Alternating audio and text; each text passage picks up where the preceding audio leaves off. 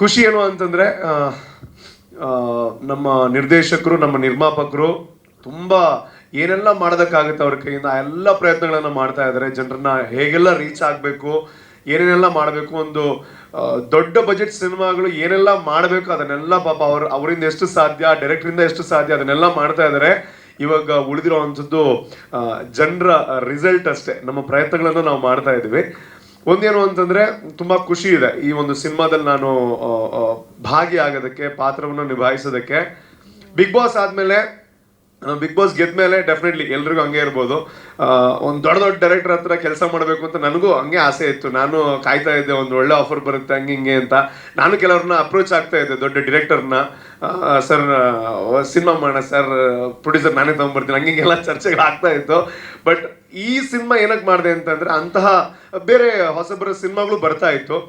ಆ ಮಧ್ಯೆ ನನಗೆ ಈ ಸಿನಿಮಾ ನಾನು ಏನಕ್ಕೆ ಒಪ್ಕೊಂಡೆ ಅಂತಂದ್ರೆ, ಒಂದು ಚಯನ್ ಶೆಟ್ಟಿ ಅವರು ಹೇಳಿದಂತಹ ಕಥೆನೇ ತುಂಬಾ ದೊಡ್ಡ ಅಟ್ರಾಕ್ಟಿವ್ ಪಾಯಿಂಟ್ ಅಂತ ಹೇಳ್ಬೋದು.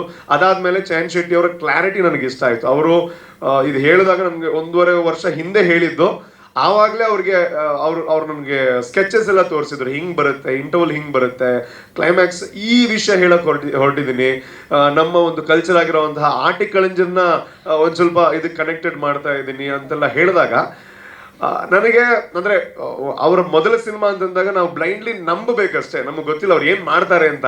ಅವ್ರು ಹೇಳೋದನ್ನ ನಂಬಬೇಕು, ಅವ್ರು ಮಾಡದ್ಮೇಲೆ ನೋಡಕ್ಕಾಗತ್ತೆ ಸಿನಿಮಾ ಹೇಗೆ ಅಂತ.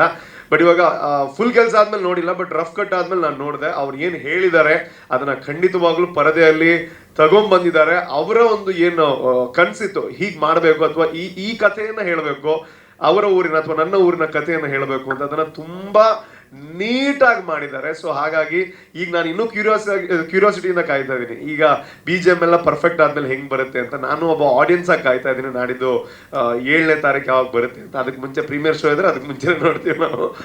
ಏನ್ ಖುಷಿ ಏನು ಅಂತಂದ್ರೆ, ನಮ್ಮ ಗುರುಗಳಿದ್ರು MK ಮಠ ಸರ್. ನಾನು ಮೊದಲ ಕನ್ನಡ ಸಿನಿಮಾ ಮಾಡಿದಾಗ ಡೇಂಜರ್ ಝೋನ್ ಅಂತ, ಸೊ ಅಲ್ಲಿ ನನ್ನ ತಲೆ ಎಲ್ಲ ತುಂಬಾ ಹಿಂಗ ಆಡಿಸ್ತಾ ಇದ್ದ. ಬಂದು ಹೇಳಿದ್ರು ತಲೆ ಎಲ್ಲ ಜಾಸ್ತಿ ಅಲ್ಲಾಡಿಸ್ಬೇಡ, ಮುಖದಲ್ಲಿ ಬೇಕು ಆಕ್ಟಿಂಗ್ ಅಂತ.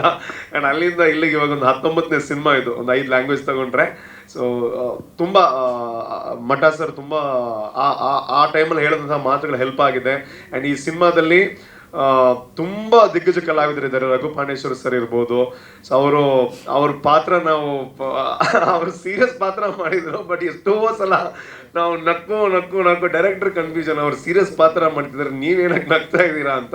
ಬಿಕಾಸ್ ನಮ್ಮ ಮಧ್ಯೆ ಏನೇನೋ ನಡೀತಾ ಇರುತ್ತೆ ಅಲ್ಲಿ. ಪ್ರಕಾಶ್ ತುಮ್ಮಿನಾಡವರಾಗಿರ್ಬೋದು ಅಂಡ್ ಜಾನ್ವಿ ಮೇಡಮ್, ಇಬ್ರು ಜಾನ್ವಿ ಇದ್ದಾರೆ ನಮ್ಮ ಸಿನಿಮಾದಲ್ಲಿ. ಅಂಡ್ ಜಾನ್ವಿ ಅವ್ರು ಇವಾಗ ಹೇಳಿದ್ರು, ರೂಪೇಶ್ ಅವ್ರಿಗೆ ಥ್ಯಾಂಕ್ ಯು ಅವಕಾಶ ಕೊಟ್ಟಿದ್ದಕ್ಕೆ ಅಂತ. ನನಗೆ ಅವರು ಅವಕಾಶ ಕೊಟ್ಟಿದ್ದು, ನಾನು ಇಲ್ಲಿಂದ ಅವಕಾಶ ಕೊಟ್ಟಿದ್ದೀನಿ ನಿಮಗೆ. ಇಲ್ಲ ನಾನು ಹಂಗೆಲ್ಲ ಕೇಳಲ್ಲ, ನಮ್ಮ ಸಿನಿಮಾದಲ್ಲಿ ಯಾರು ಹೀರೋಯಿನ್ ಅದೆಲ್ಲ ನಾನು ಕೇಳಕ್ಕೆ ಹೋಗಲ್ಲ ಯಾರ ಹತ್ರ. ಅವ್ರು ಹೇಳಿದ್ರು ಜಾನ್ವಿ ಅವ್ರು ಮಾಡ್ತಾ ಇದ್ದಾರೆ ಅಂತ. ನನ್ಗೆ ಖುಷಿ ಆಯ್ತು. ಬಿಕಾಸ್ ಜಾನ್ವಿ ಅವ್ರು ಆಲ್ರೆಡಿ ನಾವು ಇಂಟರ್ವ್ಯೂ ಎಲ್ಲ ನೋಡಿದಾಗ ಅನ್ಕೋತಾ ಇದ್ವಿ ಚೆನ್ನಾಗಿದಾರಲ್ವಾ, ಇವ್ರಿಗೂ ಸಿನಿಮಾ ಮಾಡ್ಬೋದಲ್ವಾ ಅಂತ. ಸೊ ನನ್ನ ಸಿನಿಮಾ ಮುಖೇನೇ ನೀವು ಬಂದಿರೋದು ತುಂಬಾ ಖುಷಿ ಆಯ್ತು. ಅಂಡ್ ಲಹರಿ ವೇಲು ಸರ್, ನೀವು ಬಂದಿರೋದಕ್ಕೆ ತುಂಬಾ ಥ್ಯಾಂಕ್ ಯು. ಅಂಡ್ ಸರ್ ನೀವು ಅಡುಗೆನ ಸಖತ್ತಾಗಿ ಮಾಡ್ತೀರಾ, ನೀವು ಮಾತು ಚೆನ್ನಾಗಿ ಆಡ್ತೀರಾ, ಥ್ಯಾಂಕ್ ಯು. ಅಂಡ್ ಹೀಗೂ ಉಂಟೆ ಮತ್ತೆ ನೆನಪಾಯ್ತು ಸರ್ ಬಾಲ್ಯದಲ್ಲಿ ನೋಡಿದ್ದು. Thank you so much sir. And ನಮ್ಮ ಬಿಗ್ ಎಫ್ ಎಮ್ ಅಲ್ಲಿ ನಾನು 11 ವರ್ಷ ಕೆಲಸ ಮಾಡಿದ್ದೆ ಮಂಗಳೂರಲ್ಲಿ. ನಮ್ಮ ಪ್ರದೀಪ್ ಸರ್ ಬಂದಿರೋದಕ್ಕೂ ಥ್ಯಾಂಕ್ ಯು ಸೋ ಮಚ್. ಎಲ್ಲರಿಗೂ ಥ್ಯಾಂಕ್ ಯು.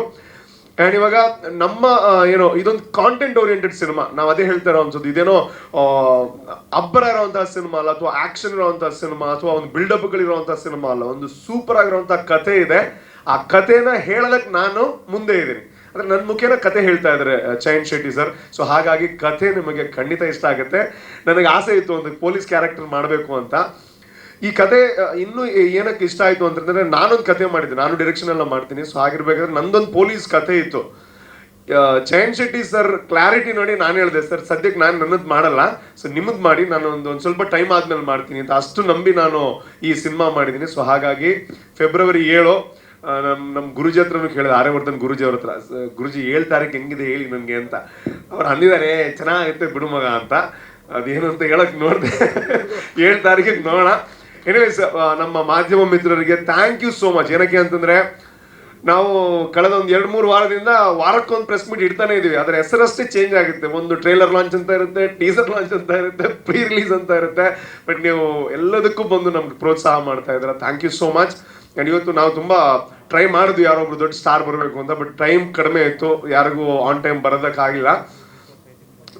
ಇನ್ನು ಸಿನಿಮಾ ರಿಲೀಸ್ಗೆ ಬಂದು ನೋಡಿ ಒಳ್ಳೆ ರಿವ್ಯೂ ಸಿಗುತ್ತೆ ಅನ್ನೋ ಒಂದು ಹೋಪ್ಸ್ ಅಲ್ಲಿ ಇದೀವಿ. ಅಂಡ್ ಮಾಧ್ಯಮ ಮಿತ್ರರಿಗೆ ಎಲ್ಲರಿಗೂ thank you so much. And ಇನ್ನೂ ಮಾತಾಡಿದ್ರೆ ನೀವು ಹೇಳ್ತೀರಾ ಸಾಕು ಸಿನಿಮಾದಲ್ಲಿ ನೋಡ್ತೀವಿ ನಾವು ಅಂತ. Thank you so much, thanks a lot. Thank you ಅಧಿಪತದ ಅಂಡ್ ಪ್ರೊಡ್ಯೂಸರ್ಸ್ಗೆ ನಾನು ಥ್ಯಾಂಕ್ಸ್ ಹೇಳ್ಬೇಕು. ಏನಕ್ಕೆ ಅಂತಂದ್ರೆ ನಮ್ಮ ಕುಲ್ದೀಪ್ ಸರ್ ಮಾತ್ರ ಅಲ್ಲ, 3 ಜನ ಕೋ ಪ್ರೊಡ್ಯೂಸರ್ಸ್ ಇದ್ದಾರೆ. ಅವ್ರಿಗೆ ಥ್ಯಾಂಕ್ ಯು. ಬಿಕಾಸ್ ಒಂದು ಪ್ರಾಡಕ್ಟ್ ಆಗ್ಬೇಕು ಅಂತಂದ್ರೆ ಒಬ್ರು ಪ್ರೊಡ್ಯೂಸರ್ ಜೊತೆಗೆ ಅವ್ರಿಗೆ ಬಲ ತುಂಬೋದಕ್ಕೆ ಇನ್ನೂ 3 ಇದ್ದಾರೆ ಅಂತಂದ್ರೆ ಆ ಶಕ್ತಿ ಜಾಸ್ತಿ ಆಯ್ತು ಅಂತ. ಇನ್ನೂ ಖುಷಿ ಏನು ಅಂತಂದ್ರೆ ನಮ್ಗೊಬ್ರು ಯೋಧರಿದ್ದಾರೆ, ಸೊ ಎಕ್ಸ್ ಮಿಲಿಟರಿ ಪರ್ಸನ್ ಇದ್ದಾರೆ. ಅದು ಒಂದು ಬ್ಲೆಸ್ಸಿಂಗ್ ಅಂತ ಅನ್ಕೋತೀವಿ ನಾವು. Thank you so much sir for the opportunity. Thank you. ಅಷ್ಟೊಂದು ಸಿನಿಮಾ ಇಂಡಸ್ಟ್ರೀಸ್ ಬಗ್ಗೆ ಮಾತಾಡೋಕೆ ಗೊತ್ತಿಲ್ಲ. ನನ್ನ ಆತ್ಮೀಯರು ನನ್ನ ಜೊತೆಯಲ್ಲಿ ಸುಮಾರು ಒಂದು 20-25 ವರ್ಷದಿಂದ ನಾವೆಲ್ಲ ಸ್ನೇಹಿತರು. ಲಹರಿ ವೇಲು ಅವರು ಪ್ರಥಮವಾಗಿ ಸಿನಿಮಾ ಅಂತ ಬಂದ ತಕ್ಷಣ ನನ್ನ ತಟ್ಟಂತೆ ಉಳಿದದ್ದೇ ನಮ್ಮ ಲಹರಿ ವೇಲು ಅವ್ರದ್ದು. ಹಾಗಾಗಿ ನಾನು ಅವ್ರನ್ನ ಪರಿಚಯ ಮಾಡಿಸಿಕ್ಕೆ ನನ್ನ ಮಗನಿಗೆ ಹೇಳಿ ಮಾತಾಡಪ್ಪ ಅಂತ ಹೇಳಿದೆ. ಆಮೇಲೆ ಇಡೀ ಎಂಟೈರ್ ಕರ್ನಾಟಕದ ಎಲ್ಲ ಜನತೆಗಳಲ್ಲಿ ಕೋರ್ಕೊಳ್ಳೋದೇನೆಂದರೆ, ಮಾಧ್ಯಮದವರು ಬಹಳ ದೊಡ್ಡ ಒಂದು ವಿಶೇಷವಾದಂಥ ಮನಸ್ಸು ಕೊಟ್ಟು ಅದು ಇವೆಲ್ಲ ಪ್ರಚಾರ ಮಾಡಿದ್ರೆ ಖಂಡಿತ ಇದು ರೂಪೇಶ್ ಶೆಟ್ಟಿ ಮತ್ತು ಜಾನ್ವಿ ಅವರ ಬಹುಮುಖ ಪ್ರತಿಭೆಗೆ ಅದು ಸಾಕ್ಷಿಯಾಗುತ್ತೆ. ಮತ್ತು ನೀವು ಅಂತ ಕೊಡುವಂಥ ಒಂದು ಫೀಡ್ಬ್ಯಾಕ್ ಏನಿದೆಯೋ ಅದು ತುಂಬ ಇದಾಗುತ್ತೆ. ನನ್ನ ಆತ್ಮೀಯರು, ನನ್ನ ಬಂಧುಗಳು ಆದಂಥ ನಮ್ಮ ಆರ್ ಪಿ ಪ್ರಕಾಶು ಮತ್ತು ಆರ್ ಪಿ ಶ್ರೀನಿವಾಸು ಮತ್ತು ನಮ್ಮ TV9 ನಾರಾಯಣ ಸ್ವಾಮಿ ಅವರು, ನಮ್ಮ ಪ್ರದೀಪ್ ಸರ್ ಅವ್ರದ್ದು ಮಾತುಗಳು ನಾನು ರೇಡಿಯೋದಲ್ಲಿ ಗಾಡಿನಲ್ಲಿ ಹೋಗ್ಬೇಕಾದ್ರೆ ಅವ್ರು ಪ್ರದೀಪ್ ನನ್ನ ಮಗ ಹೇಳ್ತಾ ಇರ್ತಾನೆ, ಡ್ಯಾಡಿ ಅವ್ರು ನನಗೆ ತುಂಬಾ ಪರಿಚಯ ಇರ್ತಾರೆ ಅಂತ. ಹಾಗಾಗಿ ಅವರು ತುಂಬ ಬಂದು ಒಳ್ಳೆ ಉತ್ತಮವಾದಂಥ ಮಾತುಗಳನ್ನಾಡಿದ್ದಾರೆ, ಆಶಿಸಿದ್ದಾರೆ ಒಳ್ಳೆಯದಾಗಲಿ ಸಿನಿಮಾಗೆ ಅಂತ. ಈ ಆದಿಪತ್ರ ಅನ್ನುವಂಥ ತಾರಾಬಳಗದಲ್ಲಿರ್ತಕ್ಕಂಥ ಎಲ್ಲ ಕಲಾವಿದರುಗಳಿಗೂ ಒಂದು ಒಳ್ಳೆಯ ಒಂದು ಯಶಸ್ಸು ಕಾಣಲಿ, ಈ ಸಿನಿಮಾ ದಿನೋತ್ಸವದ ಕೂಡ ಆಚರಿಸಲಿ ಅಂತೇಳಿ ನಾವು ಎಲ್ಲರಿಗೂ ಕೇಳ್ಕೊಳ್ತೀವಿ. ಅದಕ್ಕೆ ಬಹುಮುಖ್ಯವಾಗಿ ಕನ್ನಡಿಗರು ನಾವು ಹೊಸ ಪ್ರತಿಭೆಗಳಿಗೆ, ಹೊಸ ಪ್ರೊಡ್ಯೂಸರ್ಗಳಿಗೆ ಒಂದು ಅವಕಾಶ ಮಾಡಿಕೊಡಿ ಅಂತ ಕೇಳ್ಕೊಳ್ತಾ, ನನ್ನ ಆತ್ಮೀಯರು ಹೇಳಿದ್ರು, ನಮ್ಮ ಲಹರಿ ವೇಲು ಅವರು ಈ ಸಿನಿಮಾ ಸಾಂಗ್ಸ್ ಕೇಳಿದ ತಕ್ಷಣ ಗೌಡ್ರೆ ನನಗೆ ಇದು ಈ ಮಗು ಅದು ನನ್ನ ಮಗು, ಅದು ತುಂಬ ಚೆನ್ನಾಗಿದೆ ಅದು ಅಂತ ಹೇಳಿ ಅವರೇ ನನಗೆ ಪಾಸಿಟಿವ್ ಆಗಿ ಹೇಳಿದಾಗ ನನಗೆ ಸಿನಿಮಾ ಇದು ಹೋಗಿ ಆಗುತ್ತೆ ಅಂತ ನನಗೆ ಹಾಗೆ ಮನಸ್ಸಿಗೆ ಬಂತು. ನಮಗೆ ಗೊತ್ತಿರಲಿಲ್ಲ. ನಾನು ಖಂಡಿತವಾಗ್ಲೂ ನಾವು ಸಿನಿಮಾ ಇಂಡಸ್ಟ್ರೀಸರಲ್ಲ. ನನಗೆ ಗೊತ್ತಿಲ್ಲದಿರ ನನ್ನ ಮಗ ಇವನು ತುಂಬ ಸೀಕ್ರೆಟಾಗಿ ಹೆಡನ್ ಸೀಕ್ರೆಟಾಗಿ ಮಾಡ್ದ. ನನ್ನ ಸೊಸೆ ನನ್ನ ಹತ್ರ ಮಾತಾಡ್ತಾಳೆ ಜಾಸ್ತಿ, ಇವನು ಮಾತಾಡೋದಿಲ್ಲ ನನ್ನ ಹತ್ರ, ಏನೂ ಹೇಳೋದಿಲ್ಲ, ಯಾವ ವಿಷಯ ಏನು ಅಂತ ಹೇಳೋದಿಲ್ಲ. ನಾನು ಸ್ವಲ್ಪ ಮಾತಾಡೋದು ಇಂಟ್ರಾಕ್ಟ್ ಆಗೋದು ನನ್ನ ಡಾಕ್ಟ್ರಿಲ್ಲ ಹತ್ರನೇ. ಹಾಗಾಗಿ ಈ ಇಡೀ ತಂಡಕ್ಕೆ, ಇಡೀ ಏನು ತಾವೆಲ್ಲ ಈ ಕೋ ಪ್ರೊಡ್ಯೂಸರು, ತಾರಾ ಬಳಗ ಮತ್ತು ಎಲ್ಲರೂ ಏನು ಇದಕ್ಕೆ ಒಂದು ಶ್ರಮ ವಹಿಸಿ ನಿಮ್ಮ ಇಷ್ಟು ದಿನಗಳ ಕಷ್ಟ ನಿಮಗೆ ಪ್ರತಿಫಲ ಸಿಗುತ್ತೆ ಅನ್ನೋ ಒಂದು ಆಶಿಸ್ತಾ ಈ ಒಂದು ಚಿತ್ರಕ್ಕೆ ತಾವೆಲ್ಲರೂ ಕನ್ನಡಿಗರು ನಾವೊಂದು ಏನೋ ಒಂದು ಸಹಕಾರ ಕೊಡಲಿ ಅಂತ ಕೇಳ್ಕೊಳ್ತಾ ನಮ್ಮಲ್ಲಿ ಸವಿನಯವಾಗಿ ಪ್ರಾರ್ಥನೆ ಮಾಡ್ತೀನಿ. ಜೈ ಹಿಂದ್, ಜೈ ಕರ್ನಾಟಕ, ಜೈ ಕನ್ನಡ.